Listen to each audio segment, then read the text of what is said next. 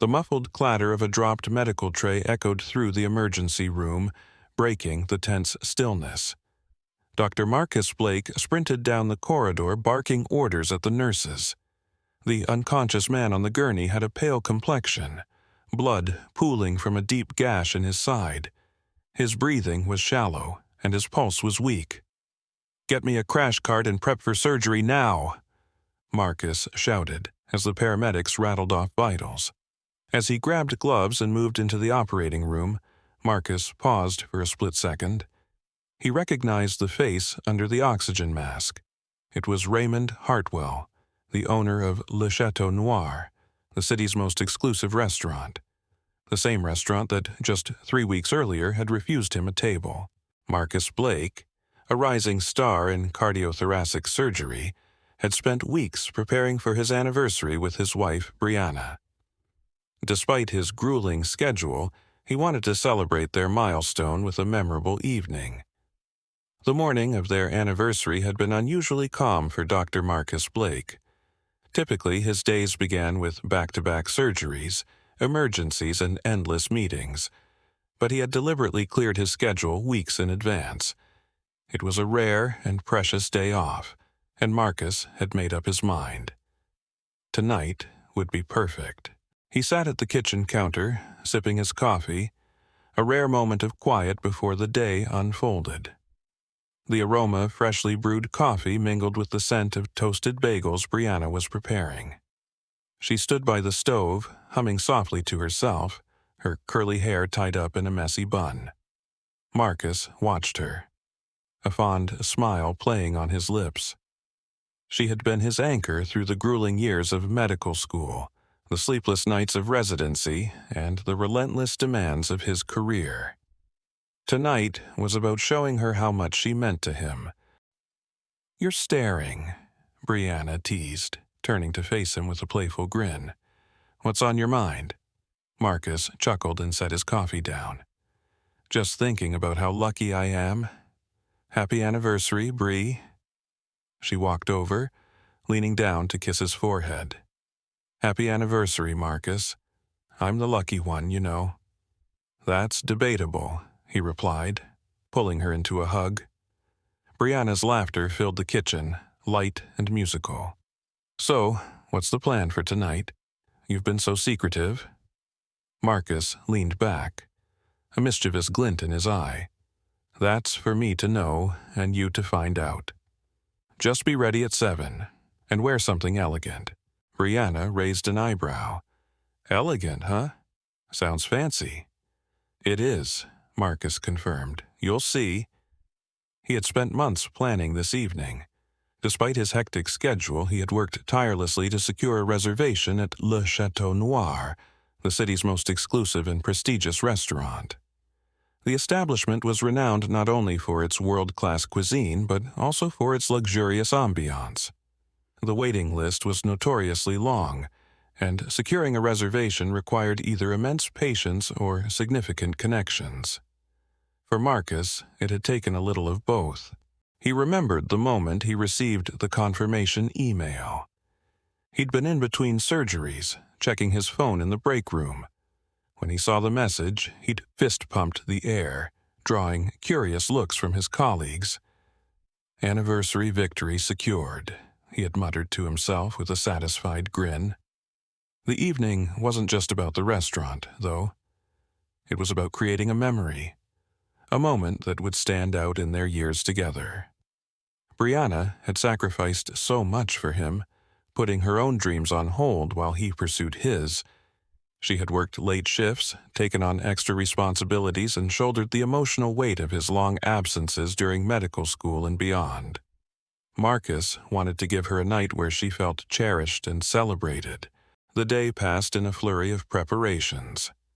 Marcus picked up the custom bouquet he'd ordered from a boutique florist, a mix of Brianna's favorite flowers, including white lilies and blush peonies. He swung by a jeweler to retrieve a delicate gold bracelet he'd had engraved with their anniversary date. By the time he returned home, he was buzzing with excitement.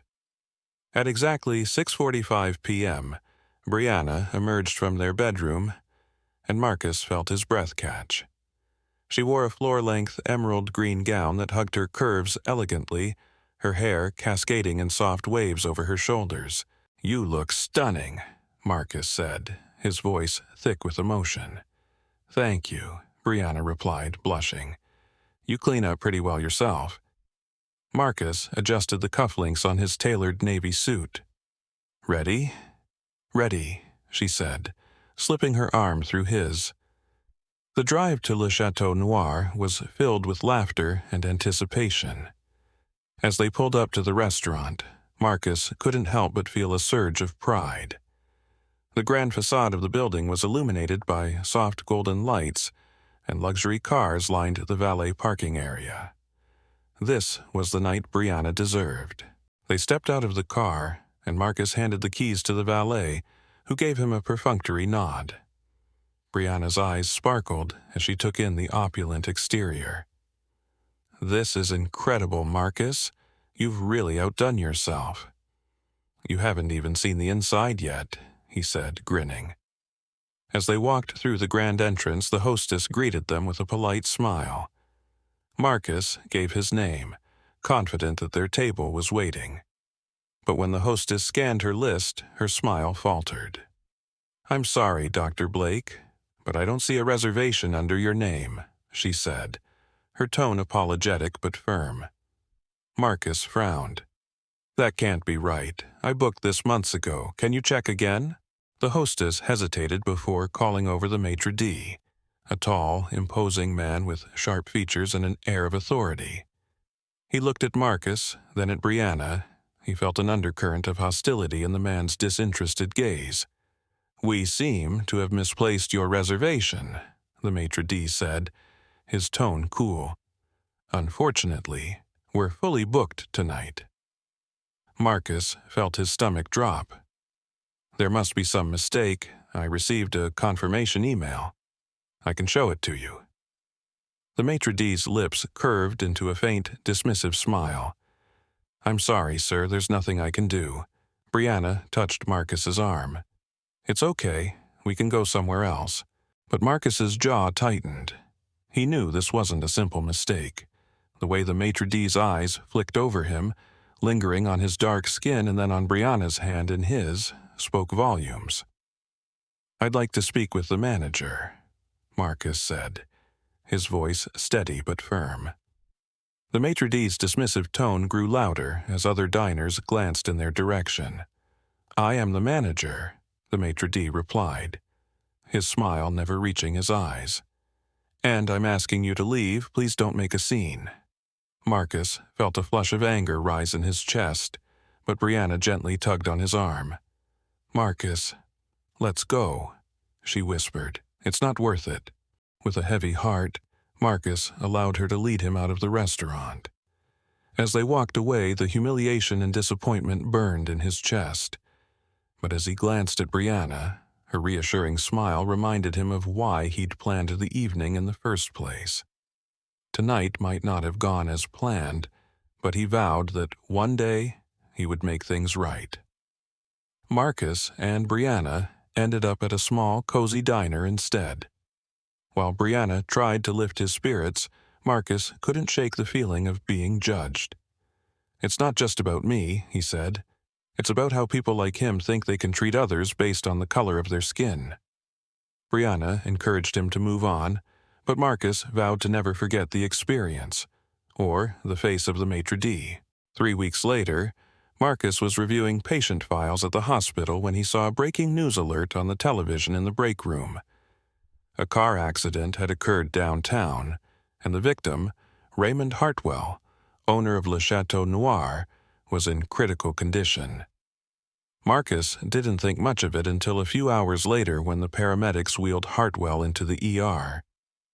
As the medical team rushed to stabilize Hartwell, Marcus recognized the man immediately. The maitre d' had referred to him as Mr. Hartwell during their confrontation. Marcus's emotions warred within him, resentment, disbelief, and professionalism. But as a doctor, he knew his duty was to save lives, no matter whose life it was. In the operating room, Marcus led his team through the grueling procedure. Hartwell had suffered severe internal bleeding, and his chances of survival were slim. Despite the history between them, Marcus poured all his expertise into saving Hartwell's life. The surgery stretched on for hours, and by the end, Marcus was physically and emotionally drained. After the surgery, Hartwell slowly regained consciousness in the sterile quiet of the recovery room. The beeping of monitors and the soft rustling of nurses attending to other patients filled the air, but his mind was sluggish, still fogged from anesthesia. When Marcus entered the room to check on him, Hartwell's groggy gaze snapped toward him. His eyes widened in immediate recognition, though his body remained too weak to react.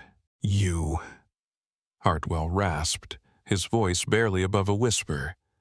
The confusion and disbelief in his tone were palpable as he tried to make sense of the situation. Marcus stood at the foot of the bed, his posture composed and unwavering. His face held a calm, detached expression, yet there was something resolute in his demeanor. "Yes, it's me," he replied, his voice steady, betraying no emotion. Hartwell's breath hitched as he stammered, struggling to find the right words, his mind racing as he recalled their previous encounters. I don't understand," he muttered, trying to piece together the strange twist of fate that had brought them together again. Marcus, however, didn't allow the question to hang in the air. He cut Hartwell off, his tone firm yet devoid of anger. "You didn't need to know who I was back then, and you don't need to know now," Marcus said with quiet authority. "My job is to save lives, not judge them." Hartwell's eyes closed briefly, perhaps to process Marcus's words, but the guilt that hung between them was undeniable. Marcus had made his stance clear. He had no intention of holding past actions against him. His focus was solely on Hartwell's recovery. It was a lesson in forgiveness, a subtle reminder that the past could stay where it belonged, but the future depended on what came next. Hartwell's eyes filled with tears. "I didn't mean," he began, but Marcus stopped him. "You meant every word that night," Marcus said. "The question is, what will you do differently now that you've seen the other side?" Hartwell looked away, ashamed. Marcus left the room without waiting for a response. The story of Marcus saving Hartwell's life quickly spread among the hospital staff, and eventually the media caught wind of it. Marcus refused to give interviews, but the incident sparked conversations about racism and prejudice in the city's elite circles. Hartwell, meanwhile, began reflecting on his behavior and the culture he had fostered at his restaurant. Months later, Marcus received a handwritten letter from Hartwell. In it, Hartwell apologized sincerely and admitted he had reevaluated his life. Enclosed was an invitation to dine at Le Chateau Noir, now under new management with a commitment to inclusivity. Marcus showed the letter to Brianna. "Should we go?" she asked. Marcus smiled faintly. "Maybe, but not because I need validation. I've already made my statement." As he tucked the letter away, Marcus knew the most important battles were the ones fought with integrity. Sometimes, life forces us to face our prejudices in ways we least expect. And in those moments, redemption is offered not through words, but through deeds.